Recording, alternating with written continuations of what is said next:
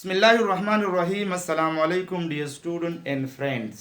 आज का जो हमारा टॉपिक है that is from chapter number first.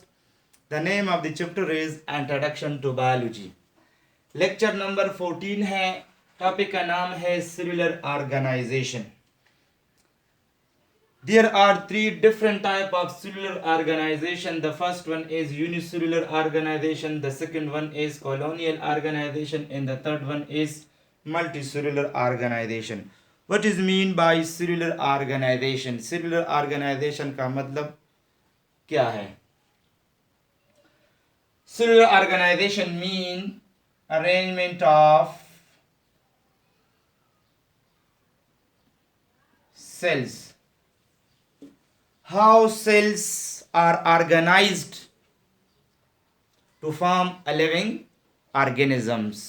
So there are three type of cellular organization. Now we will discuss in this lecture the first two type, unicellular and colonial organization. In the third one we will discuss in next lecture. Unicellular organization. What is unicellular organization? Uni mean one, जिसको हम single बी कहते हैं। Cellular relative to cells. Unicellular organization or unicellular organisms are those organism which are composed of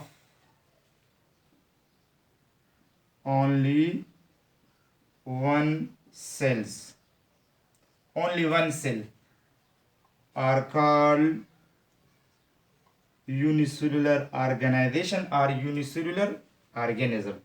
unicellular organism वो organism है जिसकी complete body, जिसकी whole body is composed of only one cell. So their complete body perform all type of activities.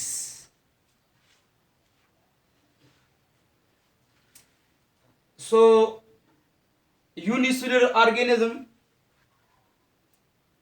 perform all type of activity like digestion, respiration, excretion,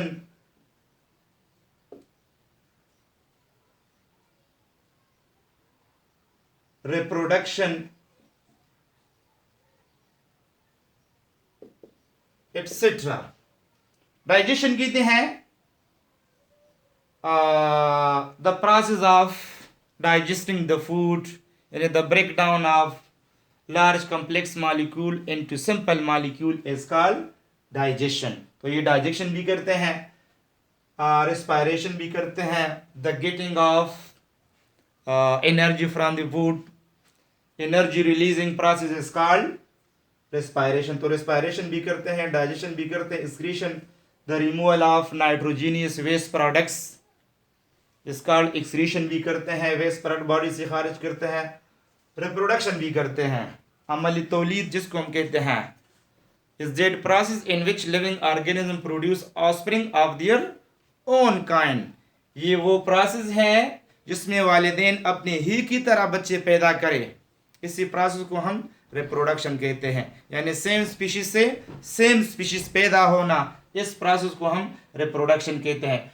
तो ये जो vital activity है it is perform only by single cell. इसी के साथ अगर हम level of biological organization देखें यूनिसेल्युलर की, तो उसकी level of biological organization start होती है सारी एटम से, एटम के बाद मॉलिक्यूल, मॉलिक्यूल के बाद ऑर्गेनेलिज, ऑर्गेनेलिज के बाद सेल। तो उसकी जो लेवल ऑफ बायोलॉजिकल ऑर्गेनाइजेशन है वो अप टू सेल है। मजीद इसमें टिश्यू, ऑर्गन सिस्टम नहीं बनते। इसी बुनियाद पर इसी को हम यूनिसेल्युलर ऑर्गेनिज्म कहते हैं कि their whole body is compose of only one cell. Example है इसकी, जो एग्जाम्पल है अमीबा, बैक्टीरिया, यूग्लिना, पैरामीशियम,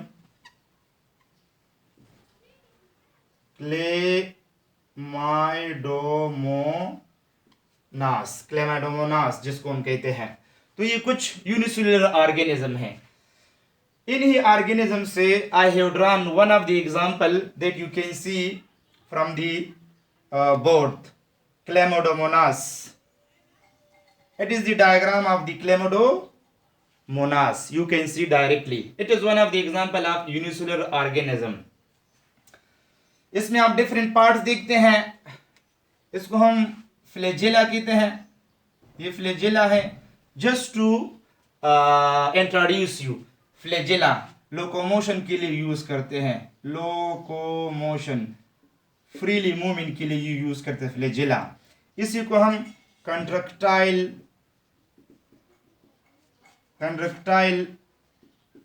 वीक्यूल कहते हैं। ये कंट्रक्टाइल वीक्यूल है, use for the removal of waste products, waste product के लिए खारिज करते हैं। इसको हम क्या कहते हैं? न्यूक्लियस। ये न्यूक्लियस है जिसके अंदर क्या होता है? जेनेटिक मटेरियल्स, ये जेनेटिक मटेरियल है। और ये जो है ये पार्ट, इसको हम कहते हैं क्लोरोप्लास्ट, जिसके अंदर क्या होता है? Chlorophyll, green pigments. यहां पर एक बॉडी पार्ट्स होता है, यहां पर, इसी को हम कहते हैं आई स्पॉट। अच्छा, फ्लैजेला के जरिए लोकोमोशन करते हैं, कंट्रक्टाइल वीक्यूल के जरिए वेस्ट प्रोडक्ट खारिज करते हैं। Eye spot is detect, it is the detector for light. ये लाइट को डिटेक्ट करता है, सेंसिटिव फॉर लाइट। जहां पर लाइट होती है तो it detect by the I spot. So the Chlamydomonas contain chloroplast.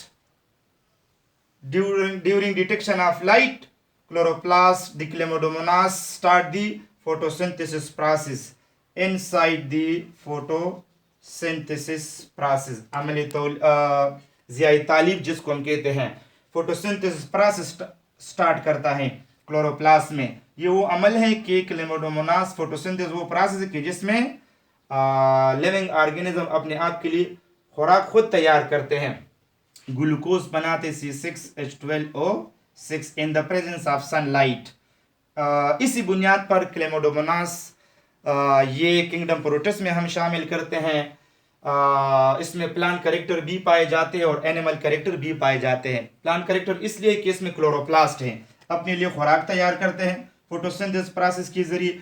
और एनिमल लाइक कैरेक्टर इसमें ये है कि इसमें फ्लैजेला है, ये लोकोमोशन करते हैं। ओके, तो it is one of the example of Chlamydomonas. Second है कॉलोनियल ऑर्गेनाइजेशन। कॉलोनियल ऑर्गेनाइजेशन कौन सी ऑर्गेनाइजेशन है? It is second type of cellular organization in which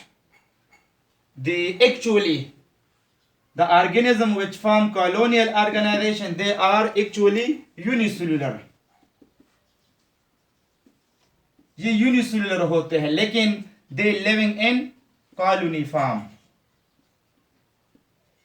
colony form में रहते हैं because they can't, single member of the colonial organization can't survive independently, so they are living in the form of groups, they living close with one another in the form of colony, therefore they are called colonial organization. We will take one of the example to show colonial organization. The best example is Volvox colony. आप देख सकते हैं ये 3 different Volvox colony है। ये small colony है, ये middle colony है और ये लार्जेस्ट कॉलोनी है।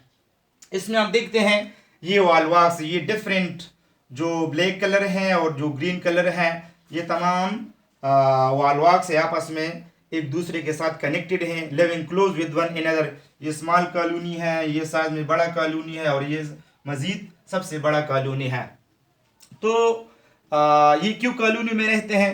इसलिए कॉलोनी में रहते हैं because they living in colony, they close with one another, they can't survive individually. Single walrus can't independently survive, so they living close with one another in the farm colony. Some of the member of the walrus they perform reproduction.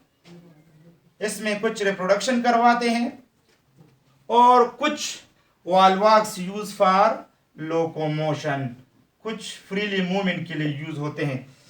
इसलिए कि वालवाक्स fresh water में रहते हैं। जब वालवाक्स एक जगह से दूसरी जगह जाती है तो उसकी कंप्लीट कॉलोनी एक जगह से दूसरी जगह पानी में वो जाती है, तो उसमें कुछ वालवाक्स लोकोमोशन के लिए लोकोमोशन करवाते हैं और कुछ वालवाक्स रिप्रोडक्शन करवाते हैं। तो it is one of the best example of colonial organisations.